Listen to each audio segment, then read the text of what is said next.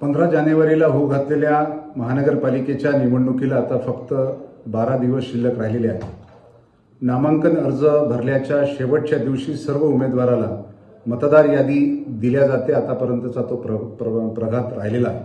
महानगरपालिकेच्या निवडणुकीमध्ये एक नवीन प्रकार उघडकीस आला, जो नामांकन अर्ज भरल्याच्या शेवटच्या दिवशी 30 तारखेनंतर आजपर्यंत सुद्धा मतदार याद्या महानगरपालिका प्रशासन आणि निवडणूक आयोग उमेदवारांना उपलब्ध करून देत नाही.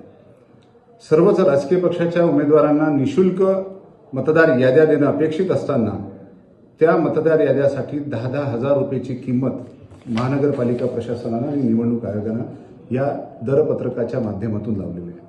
आणि ते पैसे भरले तर पैसे भरल्यानंतर सुद्धा महानगरपालिका प्रशासन त्यानंतर प्रिंटरला ऑर्डर देईल आणि 3 दिवसानंतर ती यादी प्रत्यक्षात हातात येणार आहे. आणि हा मतदार यादी उमेदवारांच्या हाती लागू नये, त्याला विलंब व्हावा आणि मतदार यादी त्याच्या हातात आल्यानंतर, बूथनिहाय मतदार यादी हातात आल्यानंतर ते मतदार आयडेंटिफिकेशन होऊ नये आणि मोठ्या प्रमाणात मतदार याद्यांमध्ये जो घोळ झालेला आहे, घोळ केलेला आहे, तो लपवण्यासाठी मतदार याद्या देण्यासाठी विलंब लावण्याचं काम निवडणूक आयोग आणि महानगरपालिका प्रशासन करताना आपल्याला दिसून राहिलेलं आहे.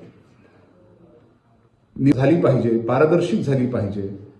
मात्र निवडणूक आयोगाचा जो एकंदरीत कारभार राहिलेला आहे तो सुरुवातीपासून संदिग्ध राहिला आणि भारतीय जनता पक्षाला त्याचा लाभ व्हावा या दृष्टिकोनातून त्यांचं कार्य सातत्यानं दिसून येत आहे. मतदार याद्या उमेदवारांपासून का लपवून ठेवल्या जात आहे, त्याला देण्यासाठी विलंब का लावल्या जात आहे. जर आपल्याला माहिती आहे की जर निवडणूकची तारीख निश्चित झालेली आहे, अंतिम मुदत संपलेली आहे उमेदवारी अर्ज भरण्याची, तर तात्काळ त्या मतदार यादी बूथनिहाय उपलब्ध करून देणं हे निवडणूक आयोगाचं कर्तव्य काम असताना सुद्धा निवडणूक आयोग यामध्ये कुचराम करते आहे, त्यांच्या कर्तव्याचं पालन करत नाही. त्यामुळे ह्या संपूर्ण निवडणूक प्रक्रियेवरती आमचा संशय निर्माण झालेला आहे.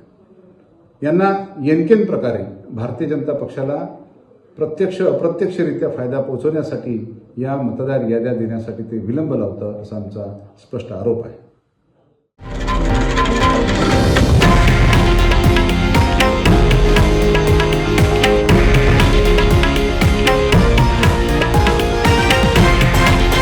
हे आहे देशातील नंबर 1 न्यूज नेटवर्क आणि आपण पाहत आहात TV9 मराठी, एकमेव.